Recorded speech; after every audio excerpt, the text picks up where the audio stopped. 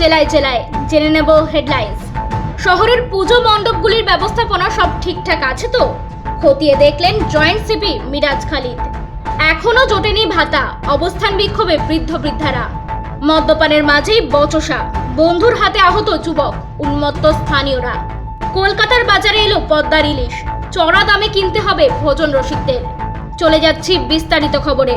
কলকাতা সহ জেলার পুজো কমিটিগুলিকে নিয়ে জুলাই মাসেই বৈঠক সারেন রাজ্যের মুখ্যমন্ত্রী মমতা বন্দ্যোপাধ্যায়। পুজোয় সাধারণ দর্শনার্থীদের নিরাপত্তা এবং ভিড় নিয়ন্ত্রণের ব্যাপারে একাধিক পরিকল্পনা গ্রহণ করা হয় এই বৈঠকে। সেই মতো কলকাতার প্রসিদ্ধ পুজো কমিটিগুলোকে চিঠি পাঠায় কলকাতা পুলিশ। তাদের থিম কি তৈরি হচ্ছে সে ব্যাপারে স্পষ্ট করে জানাতে নির্দেশ দেওয়া হয়েছে পুলিশের তরফে। বৈঠকের শেষে লালবাজারে কলকাতা পুলিশের যুগ্ম অফিসার মিরাজ খালিদ জানিয়ে দেন, প্রতিটি পুজো কমিটিগুলি কি থিম করছে তা জানাতে হবে স্থানীয় থানায়। বড় কোনো প্যান্ডেল বা প্যান্ডেলের লেজার লাইট বা প্যান্ডেলে দর্শনার্থীদের আকর্ষণের বিষয় থাকলে তা আগে থেকেই জানাতে হবে স্থানীয় থানাকে, যাতে দর্শনার্থীরা পদপৃষ্ট না হন। তার জন্য আগে থেকেই সমস্ত ব্যবস্থা নেওয়ার নির্দেশ দেওয়া হয়েছে স্থানীয় থানাগুলোকে। কড়া নির্দেশিকা দেওয়া হয় কলকাতা পুলিশের আওতাভুক্ত সমস্ত ডিভিশন এবং থানাগুলিতে। সেই মতোই এবার শহরের পুজো মণ্ডপগুলি ঘুরে দেখলেন কলকাতা পুলিশের যুগ্ম অফিসার মিরাজ খালিদ। ক্লাবগুলির মধ্যে রয়েছে চেতলা অগ্রণী, সুরুচি সংঘ, মুদিয়ালি শিব মন্দির, বেহালা নতুন দল, বরিশা ক্লাব, বিবেকানন্দ পার্ক, 41 পল্লী, হরিদেবপুর, নাকতলা উদয়ন সংঘ, কাদম্বরী পূর্বপাড়া, পঞ্চম দুর্গা। পাশাপাশি সমস্ত ব্যবস্থাপনা ঠিকঠাক আছে কিনা, এমনকি বিপদ হলে কি ব্যবস্থাপনা নেওয়া হবে সেই সকল বিষয়ও খতিয়ে দেখলেন তিনি। ভাতা কই? ভাতার উদ্দেশ্যে জেলা শাসকের দপ্তরের সামনে বৃষ্টিতে ভিজে 12 ঘন্টা ধরে অবস্থানে বৃদ্ধ বৃদ্ধারা। দিন পেরিয়ে রাত হলো, কিন্তু দেখা মিলল না জেলা শাসকের। উপরন্তু জুটল পুলিশের হুমকিও। ঘটনায় নিন্দার ঝড় জলপাইগুড়িতে। অভিযোগ, উপভোক্তাদের আইডি হলেও এখনো পর্যন্ত বৃদ্ধ বা বিধবা ভাতা টাকা পাননি। সংশ্লিষ্ট দপ্তরে ঘুরেও কাজ হচ্ছে না। তাই দ্রুত ভাতা প্রদানের দাবিতে বৃহস্পতিবার সকাল থেকে জলপাইগুড়ি জেলা শাসকের দপ্তরের সামনে বৃষ্টিতে ভিজে অবস্থান বিক্ষোভে বসেন বয়স্ক উপভোক্তারা। জানা গিয়েছে এদের কেউ 1 বছর, কেউ 3 বছর, এমনকি কারো 5 বছর আগে আইডি হয়েছে, কিন্তু এখনো পর্যন্ত ভাতা পায়নি। তাই এবার আগাম নোটিশ দিয়ে জেলা শাসকের দপ্তরের সামনে অবস্থান বিক্ষোভে বসেন। এদিন রাত প্রায় 9টা পর্যন্ত জেলা শাসকের দপ্তরের সামনে বৃষ্টিতে ভিজে অবস্থান বিক্ষোভ চালিয়ে গেলেও কোনো আধিকারিকের দেখা করতে আসেনি। উল্টে রাতের দিকে পুলিশ দিয়ে অবস্থান তুলে দেওয়ার চেষ্টা করা হয়েছে বলে অভিযোগ। অপরদিকে বৃদ্ধ বৃদ্ধদের এই অসহায় অবস্থার খবর পৌঁছে যায় জলপাইগুড়ি নাগরিক সংসদের সদস্যদের কাছে। তারা রাতেই ছুটে আসেন। পরে তাদের অনুরোধে অবস্থান তুলে বাড়ি ফিরে যান বয়স্করা। মদ্যপানের সময় বাধে ঝামেলা, শুরু হয় তর্কাতর্কি। তার জেরেই একজনের ঘাড়ে কোপ মারেন অন্যজন। অভিযুক্তকে মারধর করেন স্থানীয়রা।